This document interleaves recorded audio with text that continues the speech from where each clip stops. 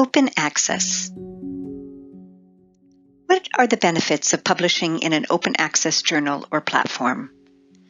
The main benefits are greater visibility, and with that, potentially greater impact, both within the research community and the broader public. And the access, visibility, and impact can spur innovation and collaboration. At Taylor & Francis, we have seen that open access articles typically receive substantially more citations, so we see about a 32% increase, and greater readership with over 6 times as many downloads.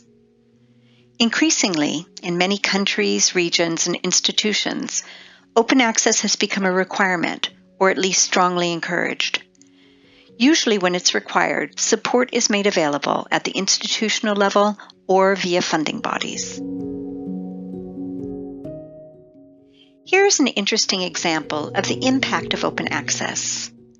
Kostas Karageorgis published a review article on music and sport in the International Review of Sport and Exercise Psychology in 2011.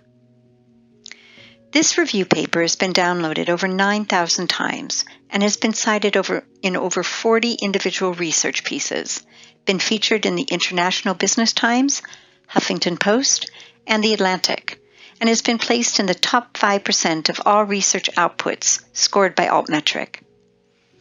It is also in the top 5 most read and most cited articles of the journal. And here he summarizes 2 key points many make about open access: that it allows for greater inclusivity and that it has the potential to democratize scientific knowledge. But let's take a step back and look at what open access actually entails. There are 2 basic elements to open access: making content freely available and making content reusable by a third party. I'll briefly discuss both of these elements. There are many terms thrown around when talking about open access. You'll hear about gold open access, green open access, bronze open access, platinum open access, diamond open access. The list goes on and on. It seems that there's a new term every day. But today we will just focus on gold open access. Gold open access essentially entails making the PDF, or the version of record, freely available online. And there are 2 ways in which an author can publish open access with Taylor & Francis, either in a fully open access journal or in what we call a hybrid journal. Fully open access journals publish all of their content in an open access format. These journals aren't funded by subscriptions. Instead, most charge what we call an APC, or an article publishing charge. However, many journals are funded by societies or institutional agreements. In this case, either the author does not have to pay or they may pay a reduced fee. All of this information should be clearly presented on the journal website under the instructions for authors. And as I mentioned, often your funder or institution will cover the charge. Hybrid open access is when an author chooses to publish open access in a journal that is subscription funded, and much of their content is not freely accessible unless you or your institution has a subscription. These journals charge an APC to cover the publication cost for an open access article. However, many institutions and consortia have agreements with publishers to cover the APC cost for hybrid journals. The second element of open access is how your work can be used after publication by others. If you publish open access, you'll be asked to choose a Creative Commons license, which describes how people can use your work in the future. Some journals do not give you a choice on which type of license you can use, so it's important that you investigate prior to submission if you have any concerns. Here are the licenses. CC BY. This license allows authors to use your work in any way they choose, as long as they clearly attribute the authorship and original publication. And this is the most common type of license you'll find with purely open access journals. Next, we have CC, BY, and C.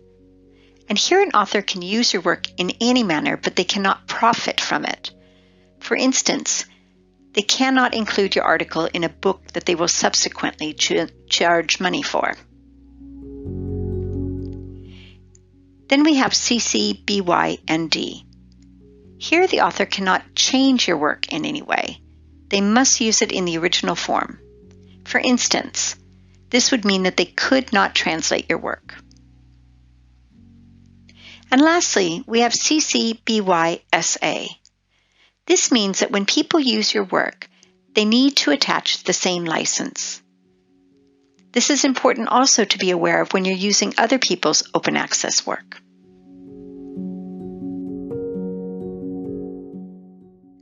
With the rise of open access, we've seen an emergence of what are often called predatory publishers or predatory journals. I can imagine that some of you may have been contacted by these publishers who show interest in your work and ask you to submit to the journal. They often state that the peer review process is unrealistically short, so they'll talk about days rather than weeks. The websites might feature information that is incorrect or slightly misleading, such as stating that they have a global impact factor. Be aware, impact factors are called just that, never anything else. Here are some key characteristics of predatory journals. They have hidden or unclear author fees. That's why I stated earlier that you'll find all the information about article publishing fees on the journal website. They lack quality peer review of articles by experts in the field. And they guarantee acceptance and or the promise of very fast publication times. So they'll talk about 1 week or 48 hours. If you want your research to be read and respected by others in your field, locally and or internationally, it's important to avoid publication in these fake journals. En masse, they erode the credibility of all the research published in them. However, there are resources to help you make sound decisions about where you would like to publish. For instance, a key resource is Think, Check, Submit. This is a cross-industry initiative which aims to help researchers make informed choices and to choose trusted journals to publish their research in. Think, Check, Submit can help you identify high-quality journals which would be appropriate for submitting your research. And it can protect you against fraud and publishing malpractice. The DOAJ is a database for open access journals.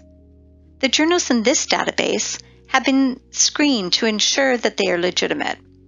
However, like many databases, there is an assessment period, so new journals that are legitimate may not be listed in the database immediately.